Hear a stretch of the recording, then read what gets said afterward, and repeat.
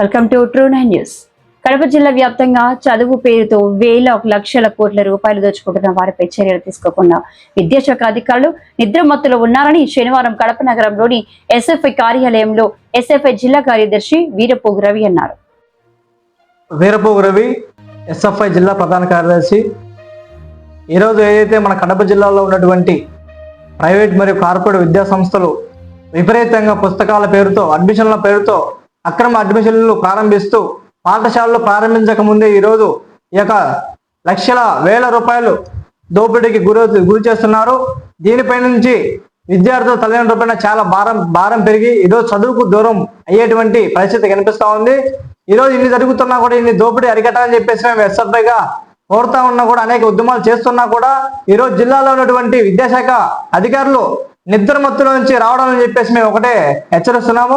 ఇప్పటికైనా కూడా కడప జిల్లాలో ఏదైతే నియోజక కేంద్రాల్లో కానీ మండల స్థాయిలో కానీ ప్రతి ఒక్క విద్యా సంస్థలు కూడా దోపిడీకి గురవుతున్నారు.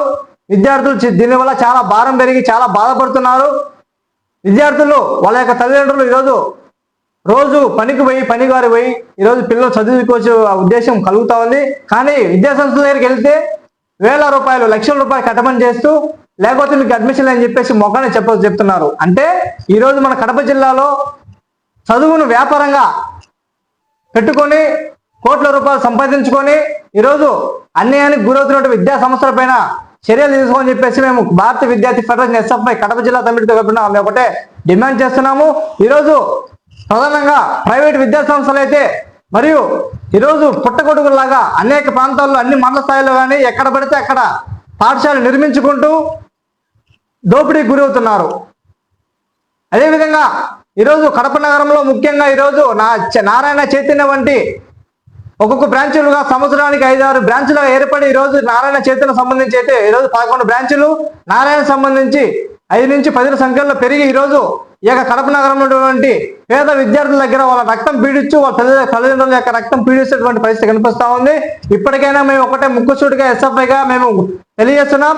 ఈ యొక్క జిల్లాలో ఉన్నటువంటి విద్యాశాఖ అధికారులు ఖచ్చితంగా దీని మీద స్పందించి ఏదైతే పుస్తకాల దోపిడీ చేసినటువంటి కార్పొరేట్ విద్యా సంస్థల పైన చర్యలు తీసుకోవాలి. అదేవిధంగా పుస్తకాలు స్వాధీనం చేసుకోవాలి. అదేవిధంగా ఈ యొక్క విద్యా సంస్థలు సీజ్ చేయాలని చెప్పేసి మేము ఒకటే డిమాండ్ చేస్తున్నాం.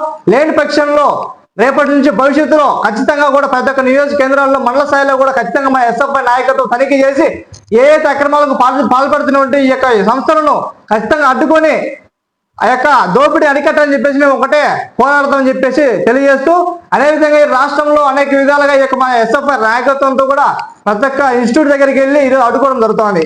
కానీ ఈరోజు ఇంత దినపత్రికలో పడుతోంది, ప్రెస్లలో వస్తుంది, తర్వాత అనేక గ్రూపులలో వస్తుంది. కానీ ఈరోజు రాష్ట్ర విద్యాశాఖ మంత్రి నారా లోకేష్ గారు ఏం చేస్తున్నారని చెప్పేసి మేము ఒకటే సుగుడి అడుగుతున్నాం. అదేవిధంగా ఈరోజు ఏదైతే నాడు చెప్పినటువంటి పవన్ కళ్యాణ్ గారు మేము అధికారంలోకి వచ్చిన వెంటనే కార్పొరేట్ విద్యా సంస్థలను అరికడతాము, వారిని సీజ్ చేస్తామని చెప్పేసి ప్రగతిబంధంగా పలికారు. మరి ఈ రోజు సంవత్సరమైంది అధికారంలోకి వచ్చి, మరి ఏం చేస్తున్నారు, ఆయన ఎక్కడున్నా కూడా ప్రస్తుతం తెలియదు. పేరుకేమో ఉప ముఖ్యమంత్రి. కానీ ఈరోజు ఈ యొక్క అరాచకాలను మరియు అనేక కార్పొరేట్ విద్యా సంస్థలు అయితే అనేక దఫాలుగా గత సంవత్సరాల నుంచి కూడా ఈరోజు అనేక మంది, వేల మంది విద్యార్థులు చనిపోతున్నా కూడా ఈరోజు రాష్ట్ర ప్రభుత్వాలు ఏ ప్రభుత్వం వచ్చినా కూడా కనీసం ఆ యొక్క విద్యా సంస్థలపై చర్యలు తీసుకోకపోవడం అనేది చాలా బాధాకరం. ఈరోజు నారాయణ విద్యా సంస్థలకు సంబంధించి ఎంతో మంది విద్యార్థులు చనిపోయారు. కేవలం ఈ రోజు అధికారంలో ఉన్నటువంటి నారాయణ గారు అధికారంలో ఉన్నారని చెప్పేసి ఈరోజు ఈ యొక్క నారా లోకేష్ గాని మరియు ఇతర రాష్ట్ర ముఖ్యమంత్రి గాని ఏమాత్రం చర్యలు తీసుకోకపోవడంపై మేము చాలా అనుమానం వ్యక్తం చేస్తున్నాయి. ఈరోజు మొదటిగా ఏంటంటే ఈరోజు కార్పొరేట్ శక్తులకు రాష్ట్ర కేంద్ర ప్రభుత్వాలు కొమ్ము కాస్తా ఉన్నాయి. దీన్ని మీరు ఒకసారి గమనించాలి. ఎందుకంటే మన రాష్ట్రంలోనే చదువులో మన రాష్ట్రం కూడా చాలా వెనుకబడతా ఉంది.